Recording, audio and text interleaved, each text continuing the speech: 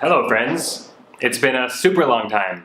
I had high hopes of doing a video on YouTube every single day, and I lasted, 20, 30 days? But I switched my focus over to graduation for one, and number two was I've been working on this kind of hush secret community over here, and I'll be announcing it soon, but that's taken up all my time. But we're back, and for those of you who don't follow me on Instagram, you can follow me at jhausman. I'm doing videos on personal development, business, mindset, stuff like that, each and every day, so check me out there. So on theme with this channel, investing, business, and experimentation, we're talking about the marijuanas. So a few months back, I was on the West Coast and met up with my old friend John, and he is the head grower for one of the largest cannabis producers in North America. So we sat down and I wanted to get his thoughts on, is it still worthwhile to invest in marijuana? Everyone's talking about it, you see it blowing up like crazy, everyone's throwing money at it, but you're also seeing the other side with prices plummeting, people are unable to differentiate, and now we have corporations pushing for legalization, so it's kind of a weird space to be in. So here's that interview, finally, at long last. Let me know what you guys think. Alright, what's up everyone? So today we're hanging out with my friend John. He's the production manager for one of the largest recreational grows on the West Coast, USA. We've been seeing a lot about people asking for investments in the marijuana industry. It's always in the news with legalization, both for medicinal and for recreational. So I wanted to take the opportunity to interview my good friend John and get a little bit of insight into this industry. So John, can you tell us a little bit about how you got interested in the marijuana industry and how you got to where you are today? I was interested in it as a consumer, and it wasn't until a few years later where I was dabbling in growing my own plants, and then it wasn't until 2006 when I had my first opportunity to grow commercially, and I've been doing that off and on up until now. I've really been focusing on it the last few years. I've gone from, backyard grows to black market grows to medical grows to now recreational. So I guess kind of like most people, they start off like, experimenting as a kid and stuff like that, kind of becoming curious about where it's coming from, and then naturally I think that leads to, it's just a plan, I could probably just make this myself for, a lot less money, or maybe it's just the curiosity factor, wondering if you could make better stuff than what you're finding on the market. So right now we're in kind of a weird time we're in kind of like a weird space right now where at the state level it seems like state laws are allowing it and even encouraging it in some states to get the tax revenue and stuff like this. So you're seeing it go from medically legal, if you have, I don't want to say an excuse, but if you have a reason, you can get like a medical card and start purchasing medical marijuana. And now we're seeing more and more states go recreational, which means that even if you're not from that state, you can walk in with a driver's license, whatever, and purchase marijuana for recreational consumption. But at the federal level, it's still illegal, right? 100%. How's that possible? Yeah, so, this country is kind of an interesting country. Right. And, the states are meant to govern themselves, and the federal government was not meant to do that, and things have changed over time, but the states still make their own laws. Okay. The government has their own set. So, I mean, it seems as though as long as you're paying taxes, they're not going to go after you, right? Okay. So you have, all of these hundreds or thousands of businesses that are state legal, federally illegal.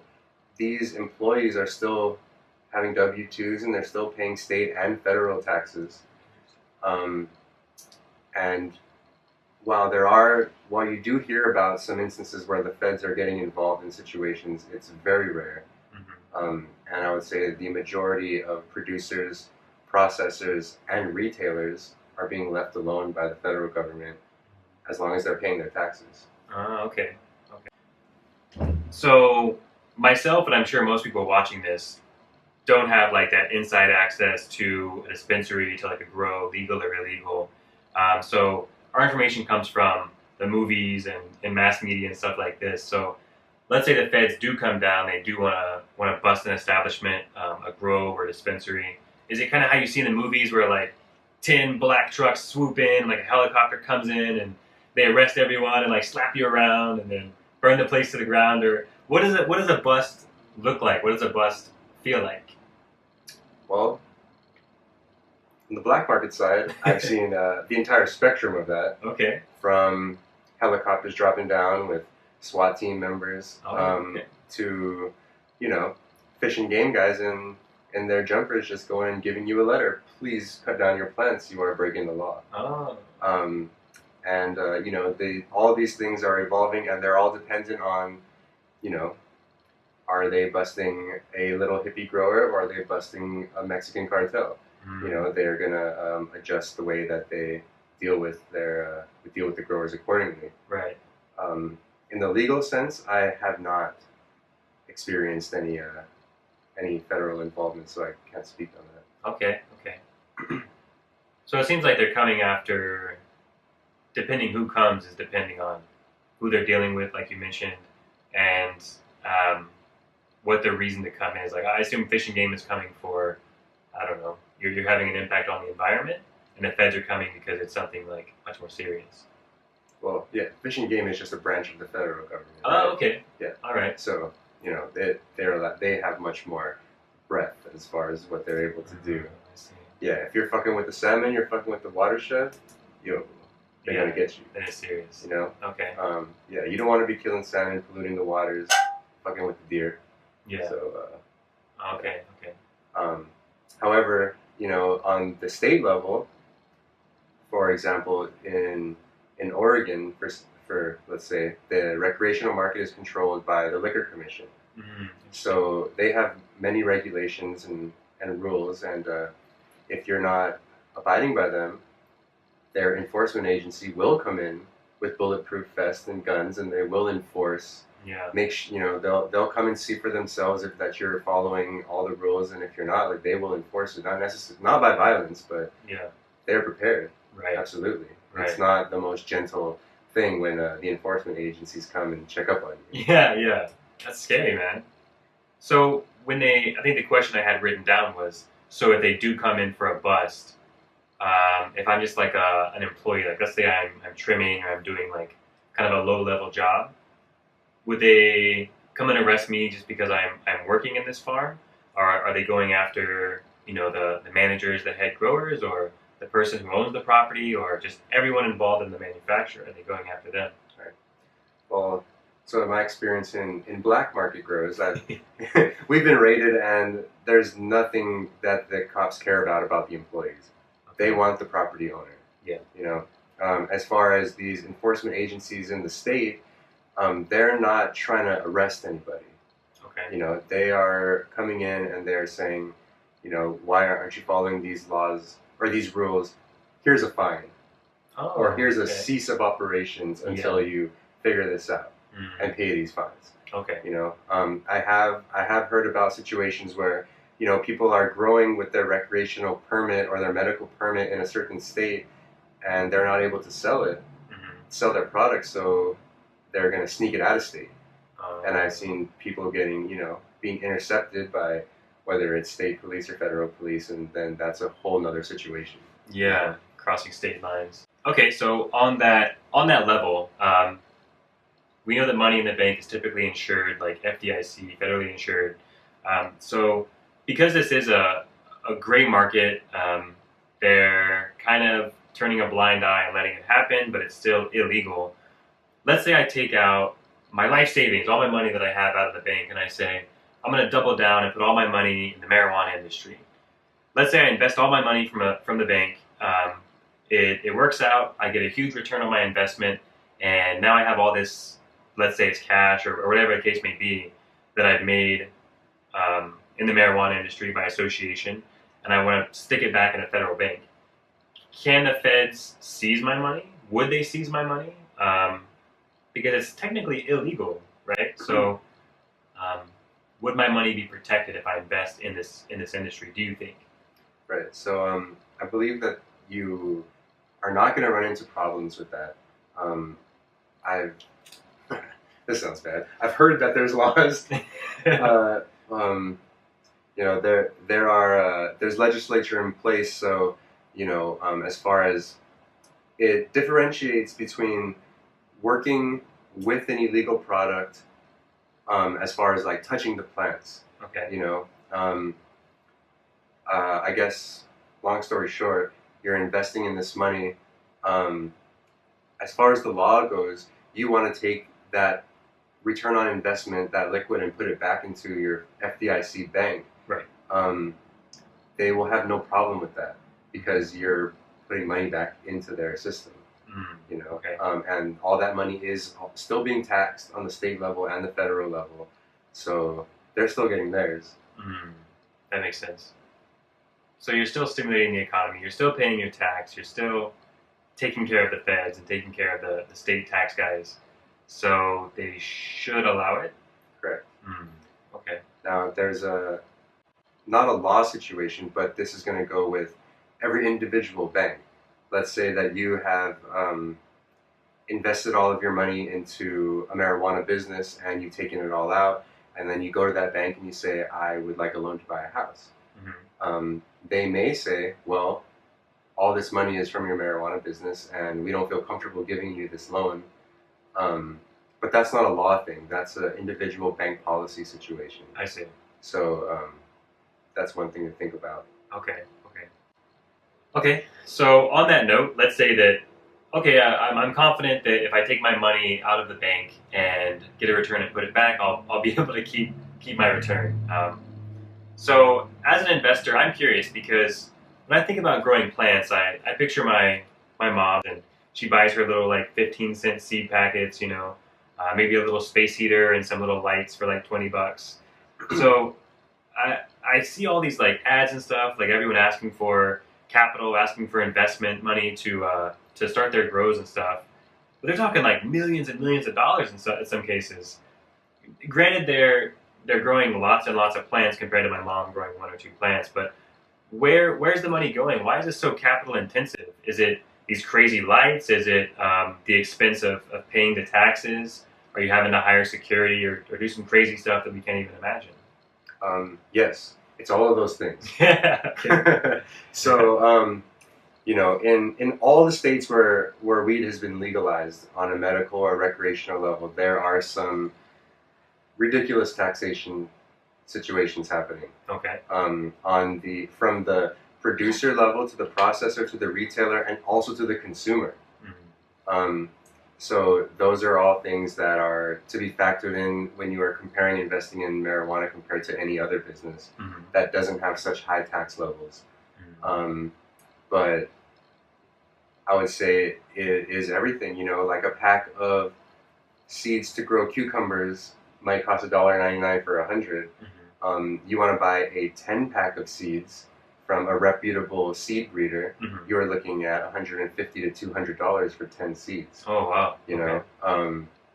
And when when you're putting a grow together, you want to put together a medium scale recreational indoor grow. A lot of people are looking between $250,000 upwards of multi-millions of dollars just to set it up. We're talking complete build-outs of warehouses because most places are not turnkey operations yet, although they will be when all of these people drop out of the industry from not being able to make it.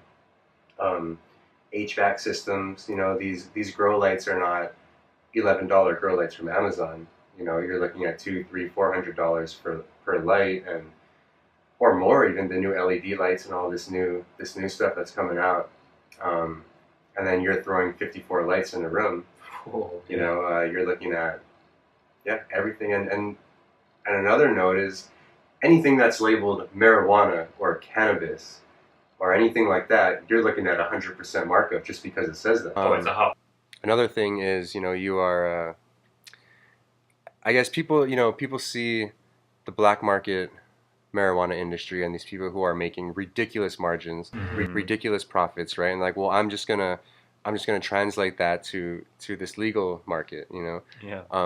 What doesn't get accounted for is paying for your employees, insurance, taxes, all of those things Right. that you have to offer to a legal employee as a legal employer, right? Um, so you need to do all of these things. You also can't, you have to have them have fair and legal working conditions, as most black market marijuana mountains don't. There are many things that are different from illegal growing and legal growing. Right. So it really brings the margins down, and it really brings the overhead up. Yeah, that makes sense. Especially working within like those parameters set by the state or the federal level, right? Absolutely. Okay, so I'm still in after all the headache, after all the hassle. Let's pretend I'm an investor who does want to invest. Like it's popping right now. It's hot. All these businesses are opening up. They need capital. I have some extra cash to throw at it. Is it still worth it to invest in the marijuana industry as an investor? If it is still worth it, am I going to be seeking out like a farm that I believe in to invest in, a seed company, a dispensary? So is it worth it to invest? And if so, where should I invest my money? In my humble opinion, no. It is not worth it to invest. Okay. When you're looking at the landscape, especially of the American marijuana market, it's a very depressing race to the bottom. The market is extremely saturated, and we're not just talking about, producing, selling, and buying buds. We're talking about extracts. We're talking about edibles and tinctures and every product that you can make with marijuana. It's incredibly saturated. Margins are really low. I would not say that it is a wise investment. Okay. But if you are still thinking about it, there are a few things to think about, right? I would definitely look at what's happening in Canada right now. They just became federally legal, and there are some huge corporations throwing money at it. The company that owns Anheuser-Busch, ABI, they've thrown millions of dollars in, and they've teamed up with another weed company up there. I believe Corona put $91 million in a number of months ago. Incredible. And I believe the company that owns Marlboro, they're in really, really deep as well. Yeah. So I am definitely not an insider as far as this legal marijuana big business goes. But it definitely seems, from my point of view, that this industry could go a couple of ways, right? It can go the way of big tobacco, which there are a few entities that control the entire world's production and trade of that. It could also go the way of alcohol, which after Prohibition in America, there were decades where it was controlled by a very small amount of people. Obviously it came up with the micros, and then it was controlled by these huge brewery corporations, and only very recently are the microbreweries making a comeback. Yeah. So I would definitely suggest doing your research on what's happening in the landscape in the land above us, and trying to get as much information as you can about what could be possibly happening here in this country. I don't know if it's in my mind or not, but I feel like I'm seeing less people smoking cigarettes. I feel like cigarette use has dropped off in the past, let's say 10 years. Maybe that's in my own imagination, but I know these companies they have cash to spend. They see this huge industry opening up. They see it soon to be federally legal. So let's assume that, probably not too far of a reach, but let's assume that what's happening in Canada with these mega corporations, big tobacco, investing heavily in the marijuana industry, let's assume that it's going to happen here in America as well, which it likely will. Within the next 5 to 10 years, let's say these corporations do start buying up all these small to medium-sized grows and dispensaries and stuff, and really starting to control the industry. Over the next 5 to 10 years, if these corporations come down and buy everybody up, how do you see the marijuana industry changing within kind of having that grip on everything? Yeah, well, I think it's gonna be completely up to the consumer market. You know, if you think about what happened with tobacco, right? There's you don't really see small craft-made tobacco anywhere, right? You're not necessarily finding high-end cigarettes.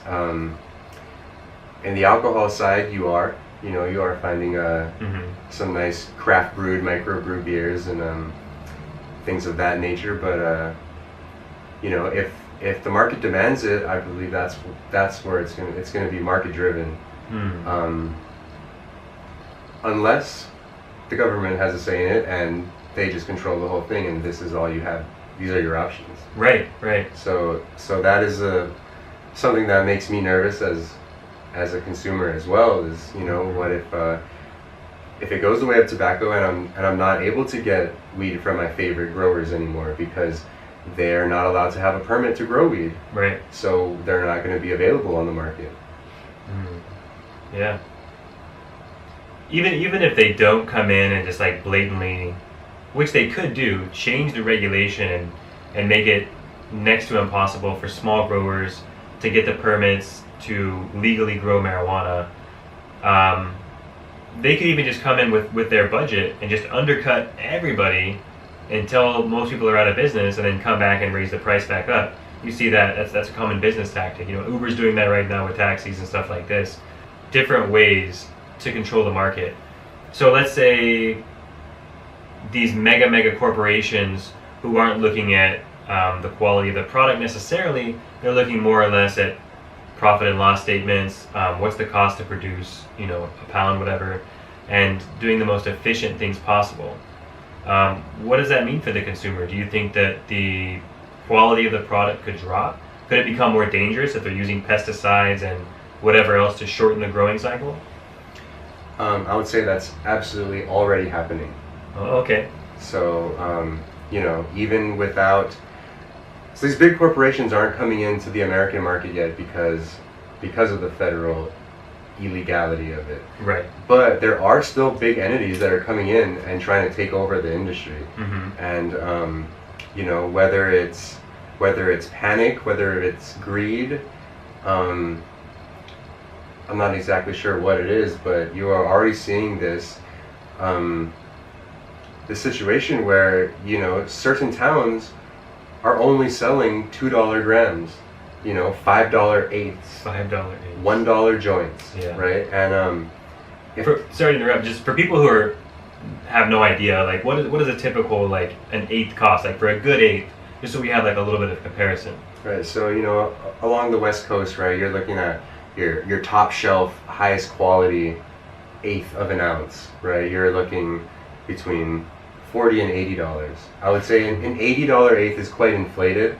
That price maybe have to do a lot on hype and marketing. But a $50, $60 eighth is not uncommon for a high quality product. Wow.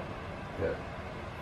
So you're seeing $5 eighths, and you're seeing these certain pockets in the market where the consumers only want to pay the lowest amount. Right.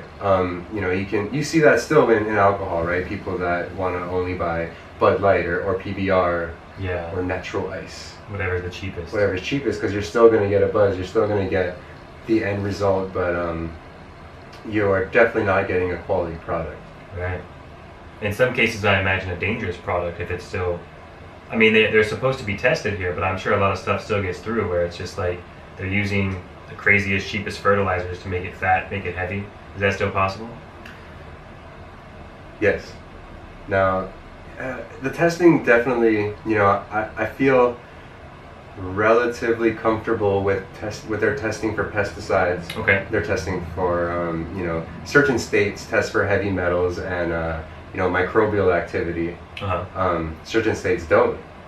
If you're a consumer in a legal state, I would highly recommend doing your own research and finding what they test for, and how do they test for it.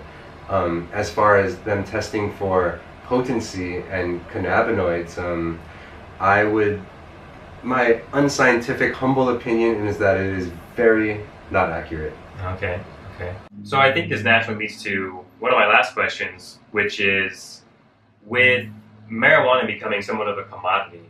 Um, it seems like with marijuana becoming more and more of a commodity in some cases, with a lot of the population just wanting whatever's cheap. You know, people are on budgets, whatever.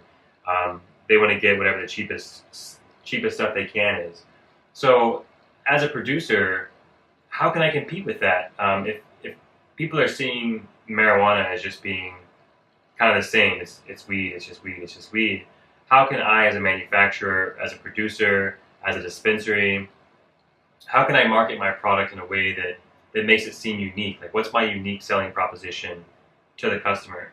How can I set myself apart from the thousands and thousands of $5 eighths out there, $1 joints out there? Do you have any insight into that? Well, I would say the first thing is master your craft, right? It doesn't matter if you're growing pot, it doesn't matter if you're a photographer, it doesn't matter if you're a lawyer, right? The first thing you do is you master your craft, and just like any craft, it's a lifelong learning experience. But you get that shit on point first. The next most important thing is, consumer education. There's a grow that I really like, and they're in Oregon, and so in these states, right? It seems like the sales go by THC percentage numbers. Whoever has the highest THC number is selling for the most amount, and that's what consumers want, right? They come into the store and they say, "What's the highest number? Give me that." Yeah. Right. But there are a few grows here, a few producers that are taking a lot of time to try and educate the consumer on that's not necessarily what you want. This is what you want, and that ties into your marketing. And I would say, this whole thing is going to be market driven. So you need your market to want your product. Yeah. And how are they going to know that they want your product unless you teach them what it is that they want? So, as an investor, I'm not sure if that's going to be necessarily straight producer to consumer education. Along those lines, I'm not the most educated shopper, but in my research for this interview, I have noticed over the past few years, like maybe some of the stuff we get back home, it's soft and it's really sticky, and you have to have a grinder, and it's very like flavorful, things like this. But some of the stuff I'm seeing now, like I'm surprised that I learned this isn't always the case after hanging out with you, but I would get stuff like, let's say in Vegas or even in California, that's just like so dry. And my first reaction as a consumer is like, this is really old, this is really garbage, and they're telling me like it's 1,000,000% THC or whatever the case, but just the experience of like opening the package and it being like so crumbled dry, it can go like this and turn it into dust, like that just seems like a low quality product to me. I know that's not always the case, but it kind of makes me think of Apple, how they engineer like every part of like opening the package and how fast the case comes open when you open the cardboard box and stuff like this. I mean, you've explained to me that it's so dry because they rush the drying and curing process, is that right? And so, do you think that maybe that's an arena where they could actually start looking at not only the product, but actually like the whole process of consumption and I guess like looking at their product from more angles than just like a THC content? Absolutely. Yeah, so there's tons of variables that go in from seed to consumption or clone to consumption, right? And along the way, any one of those variables can affect the end product. So I think it's important that the consumer knows about all of these, and that producers start to be transparent with it and use that in their marketing when they're showing the consumer how their product is grown and what happens to it post-harvest while it's being processed and being prepared for sale. And then what happens in between the producer having it to the retail shops having it. In any link in that chain, your product can go from amazing to horrible. You know, certain, you're saying you get some weed that you open it up and it's just dry and crumbly. It may not have gone to the store that way. Oh, It may right. have gone to the store great and it sat on the shelf for however long. Interesting. You know, Yeah. so those are some things to think about as far as that goes. But the main thing is consumer knowledge and consumer education, because the consumer is going to drive this.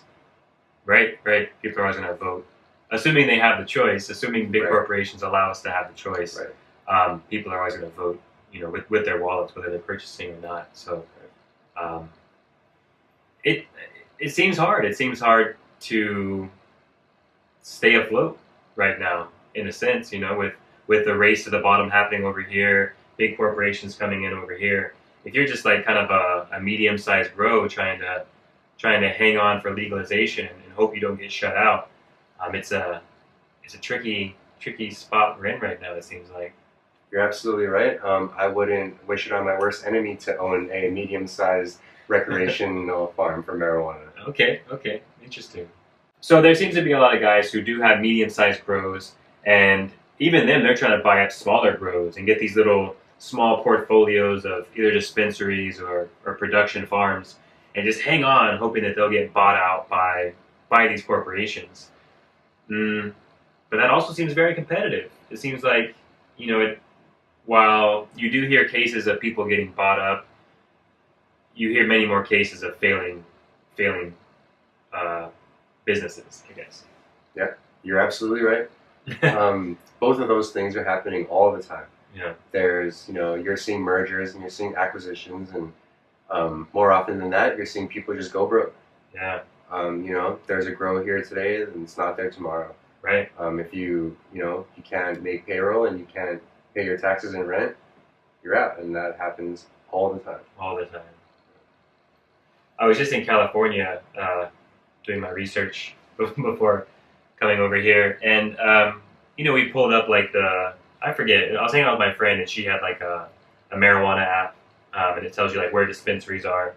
Weed Maps, I think it is. Weed Maps, and it's like, oh yeah, this 5-star rated dispensary, like, you know, it's worth the Uber ride over here because there's like such a dope spot, you know.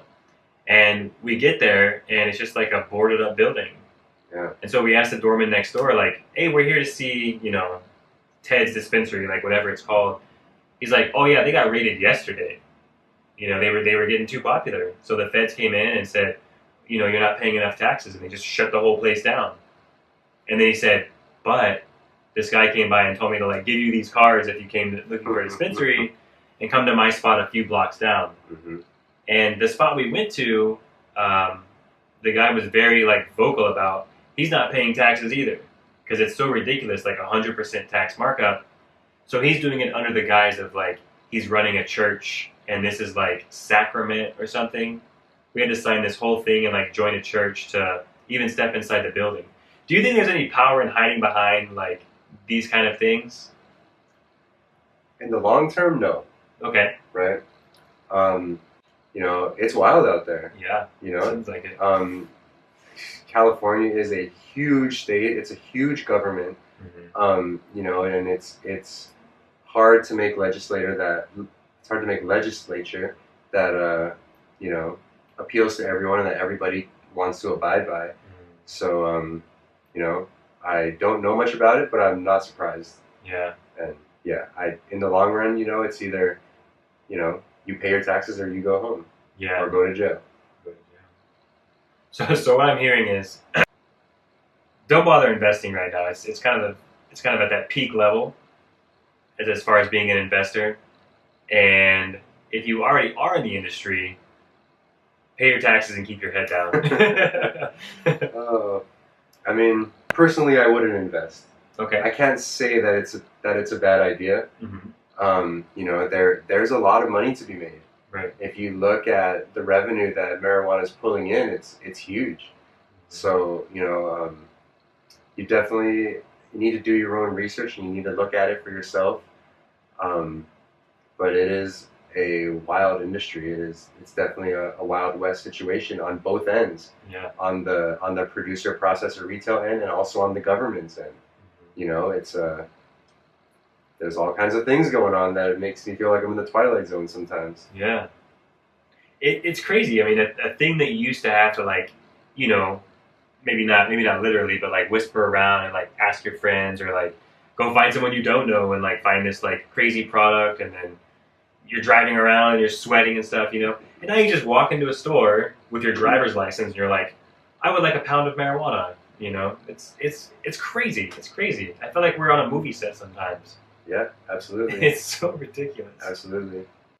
Okay, well, I'll point people to where they can find more about you at the end here. But other than that, is there anything that I haven't asked you that you would like to pass along, either to investors or maybe like people who are just getting started in the industry, or people who are still in kind of closed states and they're just like really curious about it? This is a very broad question, but is there anything I haven't asked you that maybe you would want to tell people who are listening to this? The only thing I would say is, you know, the marijuana industry it's a wild ride. You know, it's definitely not boring.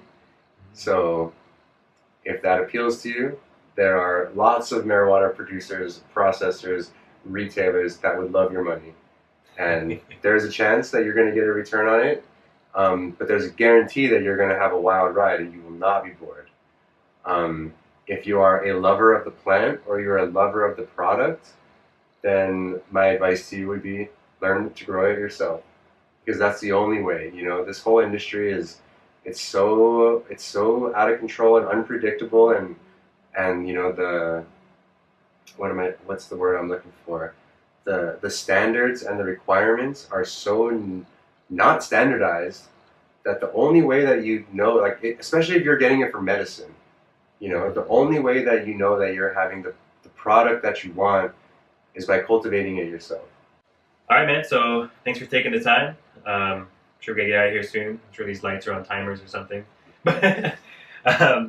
But for those people who are interested in learning more, maybe about cultivation or investing in the marijuana industry, is there a place where they can get in touch with you, or maybe learn more about what you're up to?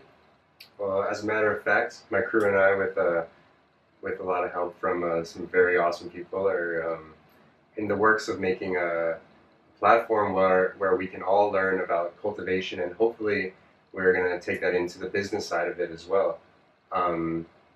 We're not ready to launch yet, but hopefully we will be soon. And in the meantime, you can find me or not find me on John Babylon on social media, JONBABYLON.